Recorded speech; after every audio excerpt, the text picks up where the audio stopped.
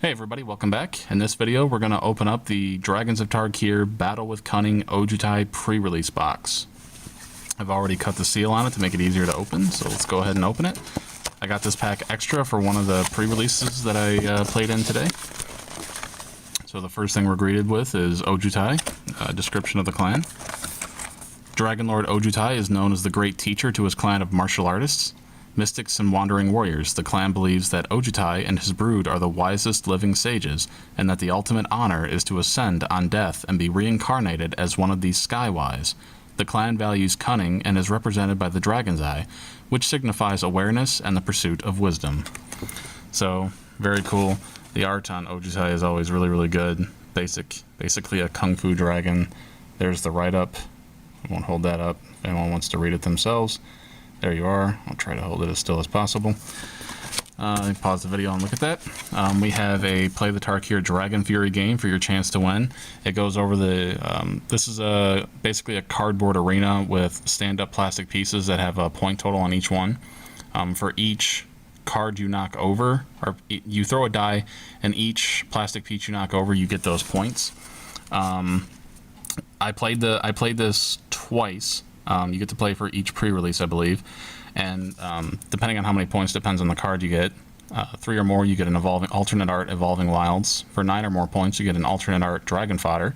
12 or more, alternate art Dragon Lord Servant, and 18 or more, you get an alternate art Foe Razor Regent. When I played, I actually managed to get the high score for my store. I got 26 points, and that was with my die just barely touching the ×2 multiplier in the middle. So you throw your die. We'll take a look. Each pre-release kit includes a 20-sided spin down life counter die. This is the Ojutai one. I'll try to get a good focus on that. You'll take your die and throw it and try to knock over the pieces. And again, depending on the points, depends on how many cards you get. And this would be a good time to take a look at the die. It's translucent. The Ojutai die is very cool looking. I'm very happy to get this. Like I said, I got the high score. The trick, if you're going to go to the pre-release, this video is going up on Saturday, so if you're going to go to a Sunday pre-release or maybe a late Saturday pre-release, throw it at the edge of the arena and try to knock over as many of the 4s and 1s as possible and hope you get lucky and land in the middle. But the spin down, they really outdid themselves for the spin downs in Dragons of Tarkir. They're very well done. See, so we'll set that off to the side, and then we'll take a look at our packs. So inside we get, we get our seeded booster, which our seeded card is Icefall Regent. Unfortunately, no Ojutai. We'll get 1 pack of Fate Reforged. I'm just going to go ahead and get rid of the box so that's not in the way. So, Seeded Booster, Fate Reforged, and then you'll get 4 packs of Dragons of Tarkir, which we will open up now. So, I'll open up a little bit later. So first, we'll open up and go through the Seeded Booster Pack. A Seeded Booster Pack is just boosters with cards that are seeded to specifically be good in those colors. So, this pack should include all blues and decent blues and white cards. So Icefall Regent, this is our promo. You can tell it's date stamp for 21st to 22nd of March 2015. 3 double blue creature dragon, 4/3 flying. When Icefall Regent enters the battlefield, tap target creature an opponent controls. That creature doesn't untap during its controller's untap step for as long as you control Icefall Regent. Spells your opponents cast that target Icefall Regent cost 2 more to cast. So this is actually a pretty good dragon. It's a flying 4/3 for 5, which is not bad. It has kind of like a stasis effect. It comes in, you tap a creature, and they're not really able to do anything with it, so you tap a big fatty on your opponent's board, and as long as Icefall Regent lives, it's not really going to be able to do much. And then, obviously, for them to get rid of Icefall Regent, it's going to be quite costly, because they're going to have to pay 2 more to cast whatever it is they want to cast. Some of the premier black removal in this would be like Flatten, give a -4, give a target creature gets -4/-4 until end of turn. That would certainly take care of Icefall Regent. It's 4 mana, I believe, so that would be 6 to get rid of Icefall Regent. This is a pretty powerful card. It's not a bad promo. It's no Ojutai, but not bad. Alright, so the rest of the card in our seeded booster is our Fate Forgotten, Great Teacher's Decree, Void Squall, Surge of Righteousness, Aven Sunstriker, Anticipate, Center Soul, Glaring Aegis, Ojutai Interceptor, Dragon's Eye Sentry, Glint, Misthoof Kieran, Territorial Rock, Pacifism, which is really great. If you get Pacifism and you're able to play white at all, you should definitely be playing Pacifism. It is one of the best removal cards in the game. It's kind of not really, it's not a destruction, but it's very, very good. If you get it and you can play it, you should definitely play it. Final card in the seeded booster is Updraft Elemental. Alright, so we'll set that aside, and then we will do our Fate Reforged pack. See what we get there.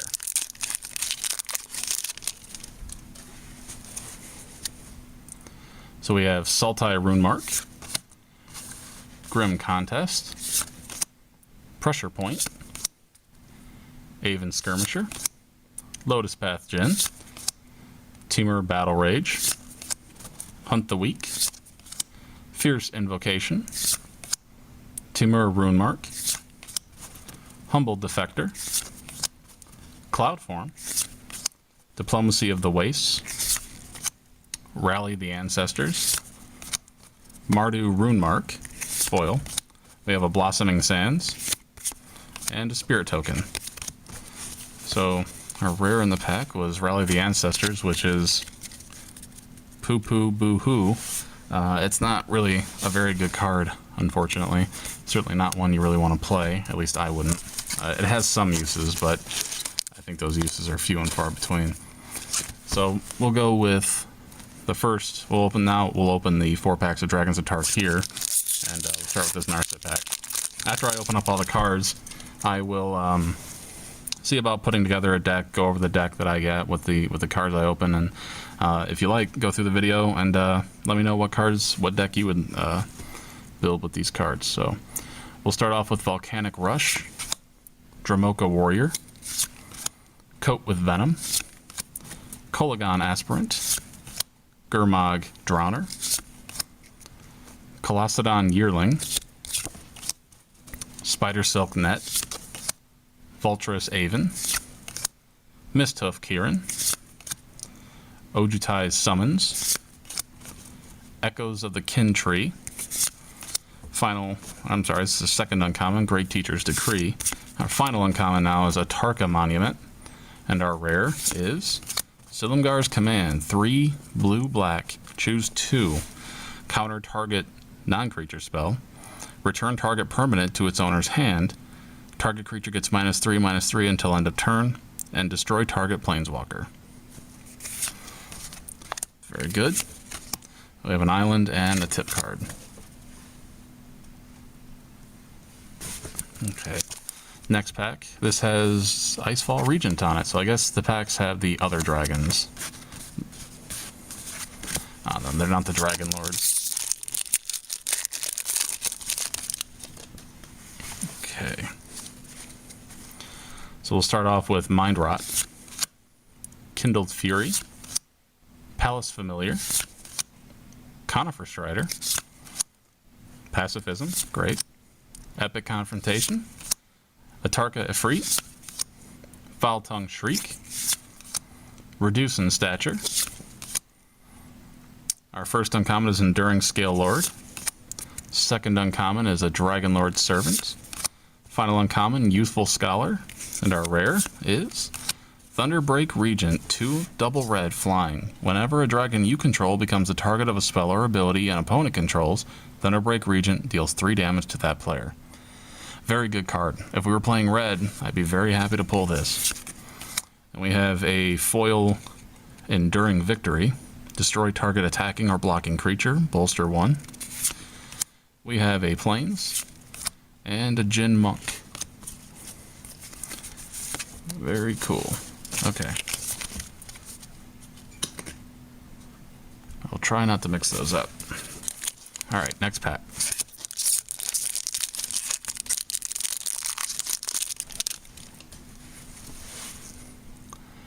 We have Impact Tremors, Glaring Aegis, Carsey Sadist, Sheltered Airy, Contradict, Keeper of the Lens, Reckless Imp, Ancient Carp,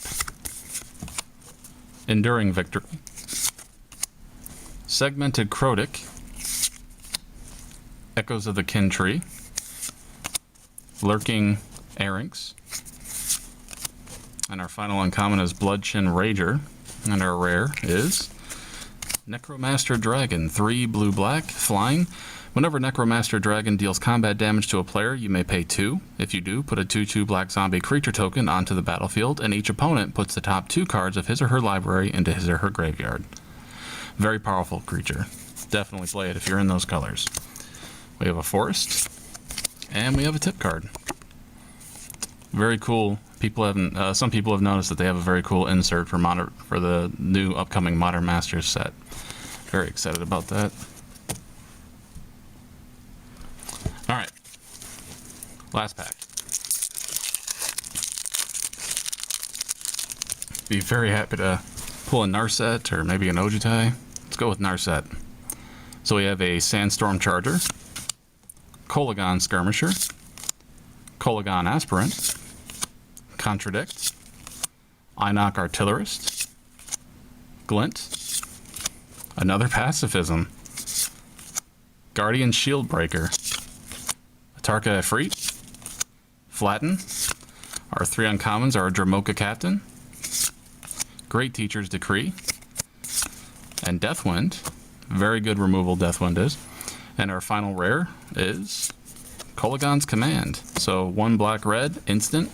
Choose 2. Return target creature card from your graveyard to the to your hand. Target player discards a card. Destroy target artifact. Kolagon's Command deals 2 damage to target creature or player.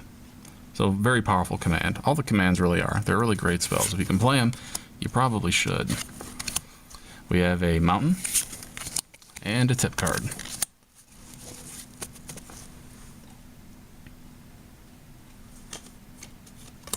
Okay, let's take a look here.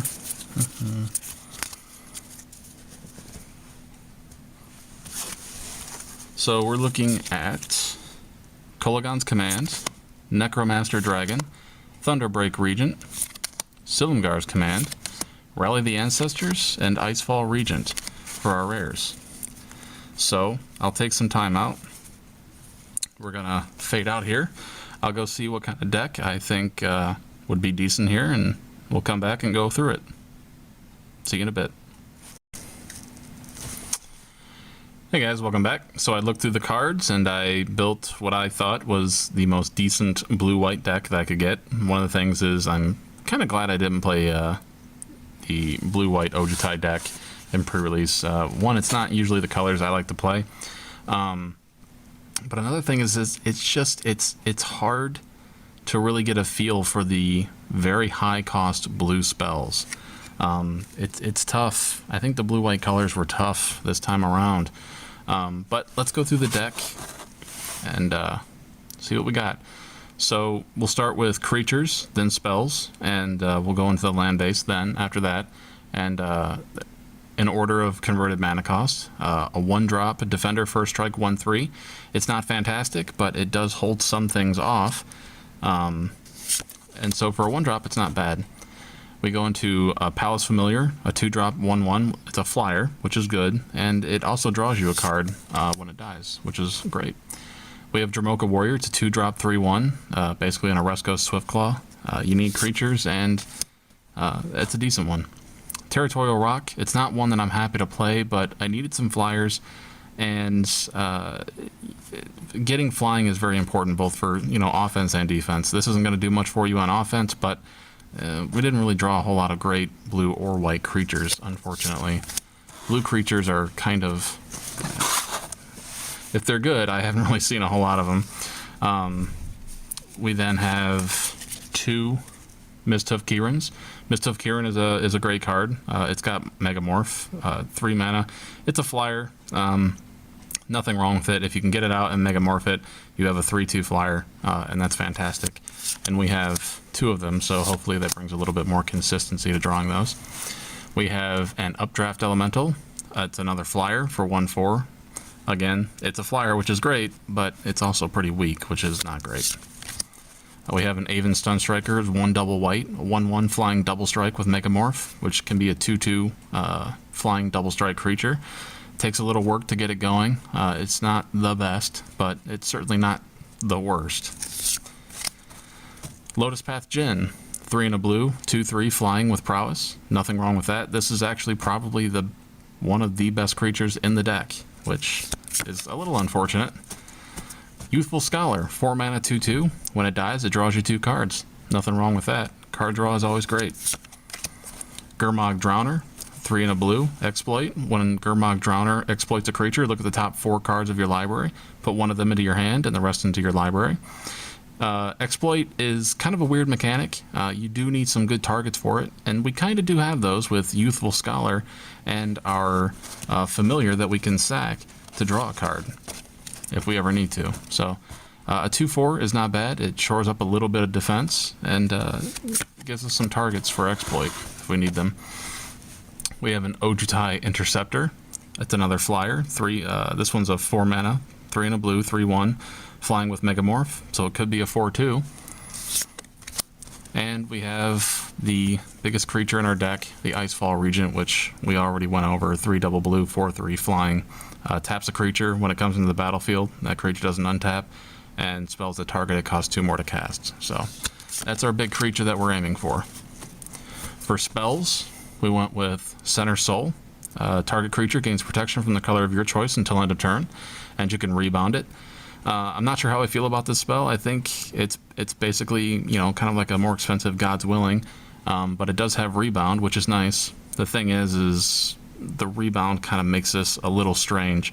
You have to your opponent will have to play around it a little bit, but they can just not cast anything and not really have to worry too much about your creature. It does allow you to say, give your creature protection from something that they would use to block, and then on the next turn, your creature would also get more protection, so it would be able to attack in without getting blocked 2 times, which is not bad. Echoes of the Kin Tree. We drew 2 of these. I have 1. This is great to just throw on the battlefield and with excess mana just sit there and bolster up your creatures. If I made a mistake, it's that I didn't play both of them. It's a pretty powerful enchantment, I think. Just put it out there in turn 2, and then any creature you get, say we get Echoes of the Kin Tree on turn 2, and then Aven Sunstriker on turn 3, and then you just sit there and bolster 1 on the Aven Sunstriker over and over and over. So I had both of them in here. I needed to cut some cards out. I took one of the Echoes out. I think this is a pretty powerful card, and it's probably a very good limited card, I think. And then we come to 3 Pacifisms, which is pretty insane. Pacifism will help you tremendously get to the late game. Put it on anything that's beating you in the face, and it'll help a lot. So Pacifism is pretty much an automatic include no matter what. Cloudform. Cloudform is basically a creature. 1 double blue. A creature has flying and hexproof. So we definitely have the flying deck going for us. Great Teacher's Decree. 3 and a white. It's a little expensive, but all creatures you control get +2/+1 until end of turn, and then you get to rebound it. So it's not a bad spell at all. I had 3 of them, I believe. Just put 1 in there because I have 2 in there. It is a little expensive. Now that I'm looking at it, if I wanted to change one thing, it might be taking out a Great Teacher's Decree and putting in another Echoes of the Kin Tree, because it's a little bit cheaper, and having that out could be pretty powerful, having a second one. Obviously, the Echoes of the Kin Tree, the second one, gets a little less valuable, but there's a lot of enchantment destruction effects in the set, so it could give you some insurance against that. Either way, for this one, I went with 2 Great Teacher's Decree. And we have a Contradict. 3 double blue, counter target spell, draw a card. It's not a bad card. It's a little expensive, but it does replace itself, and it does counter a spell. So pick a high value target, and this is actually a pretty good spell to include. And then we have Ojutai Summons, which is 3 double blue. Put a 2/2 blue Djinn monk creature token with flying onto the battlefield, and then rebound. So this is a pretty powerful spell. I've had several people play it against me in pre-release, and I was always envious of it. It won a couple games for them. For me, if you're playing blue-white and you get an Ojutai summons, I would say that it's probably an automatic include. It's very powerful. 3 double blue for 2/2 flying creatures is excellent value. And then we get to the mana base. I'm not always the best at picking mana bases, but I went with, I believe, 1, 2, 3, 4, 5, 6, 7, 8, 9 islands, and 1, 2, 3, 4, 5, 6, 7, 8 plains. That gives us a mana base of 17 lands, most of which are blue, because most of our spells are blue. A little bit more blue than white. If you wanted, you could probably go 10-7 and still be okay. But I opted to go 9-8, a little bit more down the middle. We definitely want to draw plains early for some of our early creatures in white, but we want to be getting the islands floating in to pay for some of our more expensive spells like Contradict and Ojutai Summons. All right, so that's it. That's the deck we built, guys. Let me know what you think about it. Like I said, it could have done okay. It might not have. Either way, I was really happy to get the pack, open it, and see what we did. If you would have built the deck differently, if you want to go back and take a look at the cards we opened and make any suggestions or anything like that, please do so. Do them in the comments, and I'll definitely read them. But that's it for this video. I hope you enjoyed it. Thanks for watching, and I'll see you again next time.